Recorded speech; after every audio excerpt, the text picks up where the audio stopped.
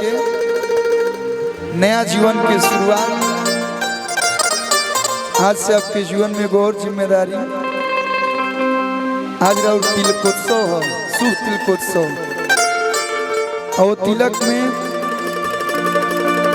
जितना लोग भी जुटल बा रुआ के आशीर्वाद देवे खातिर, हमनियों के प्यार देवे खातिर आइल बने जा। वैसे तो भाई के तिलक में आइल बने जा तो है कुल गाना वाना तो नहीं गावे के चाहिए, लेकिन अब आदमी यही प्रोफेशन में बा तो बिना गौले ठीको ना लगे। तो जितना लोग भी उपस्थित भइल बा अभिषेक भाई के तिलक में आशीर्वाद देवे खातिर सब लोग के हम अरविंद अकेला कल्लू बार बार प्रणाम करते हैं। एक बार जोरदार ताली हमरों के आशीर्वाद के रूप में लोग बना।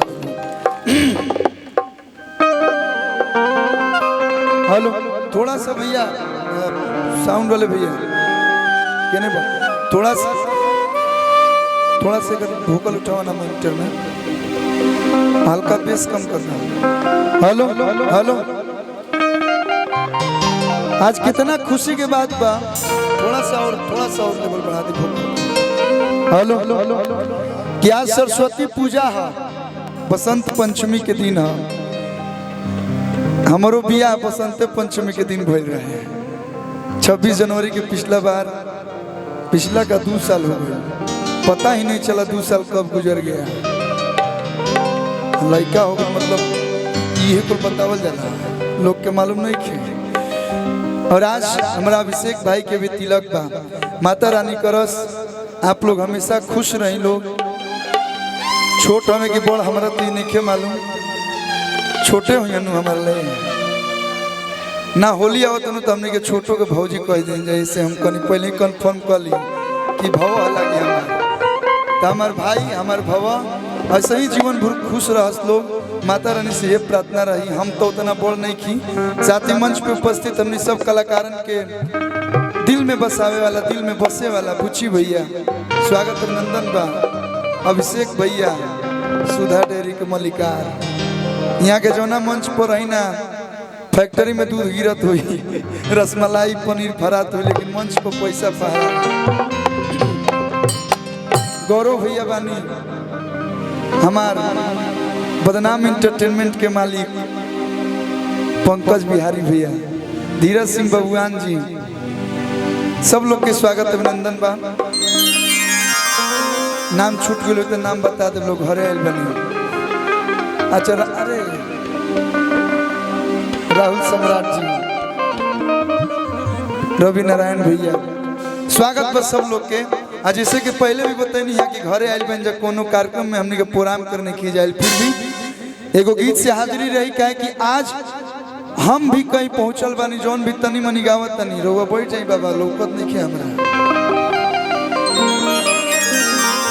हम बानी चाहे ये दुनिया के कोई भी आदमी कोनो भी पद पे बा, बिना हुमाई की कृपा से कुछ नहीं हो सकत। सुर के माता विद्यादायिनी माँ सरस्वती के आज दिन है, तो माई सरस्वती के एगो भजन से हाजिरी रही। एक बाद तिलक में आइल बने जाते एगो शुभ तिलक के भी गीत रहे। बाकी जैसा आप लोग के आदेश। बैठ जाइए दुल्हा राजा, बैठ जाइए, बड़ा बनी अच्छा नहीं लगा, बैठिए।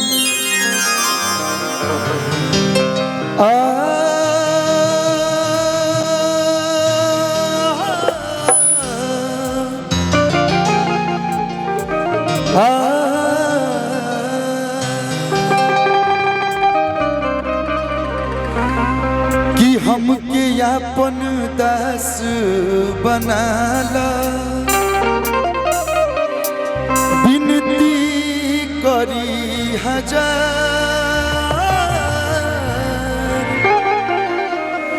तोहरे चरण के धूल से मैया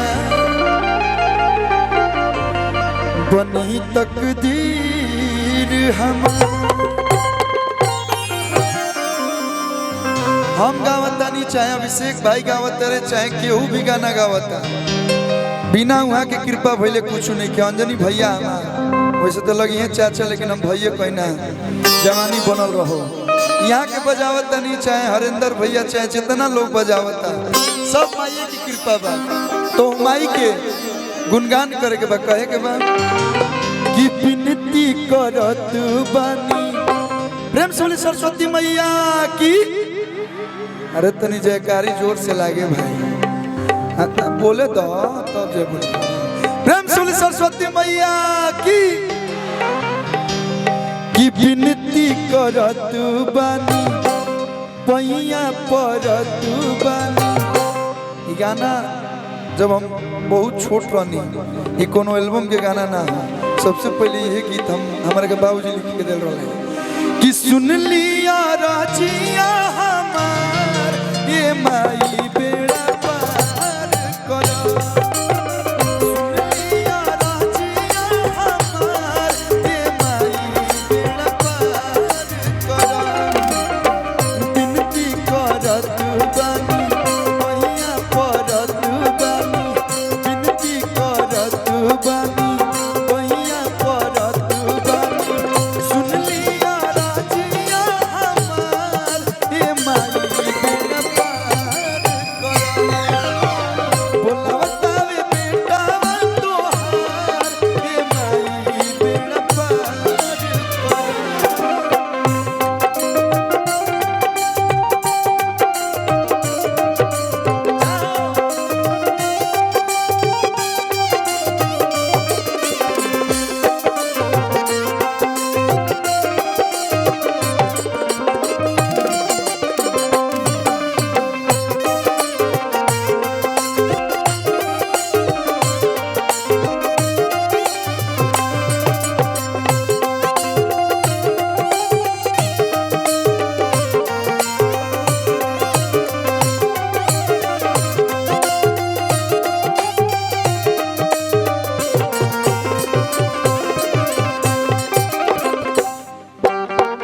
शायद 11 बजे तिलक राव चढ़े वाला बा।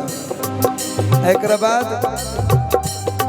रउआ खड़े रहे के बाद अभी 1-2 घंटा बाकी बा, बैठ जाए।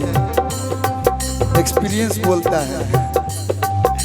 माई से कहा था कि मैया सरदा भवानी सुर सरगम सजाई दो।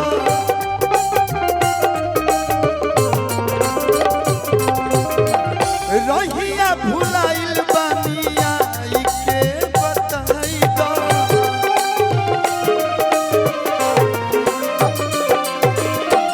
सरदा भवानी सुर सरगम सजाई दो। रहिया भुलाइल बानी आई के बताई दो। लइका के दोनों बड़ हो जाओ माई के सामने लइका लइके रहेला, बबुए रहेला। लइका कमार बानी पड़ल माछ धार बानी।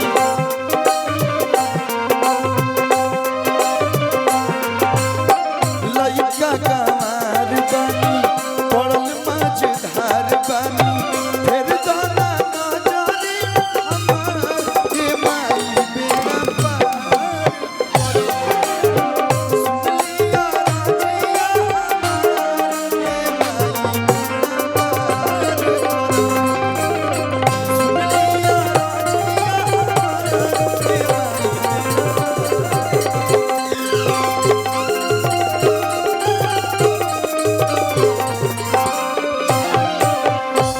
सरस्वती मैया की।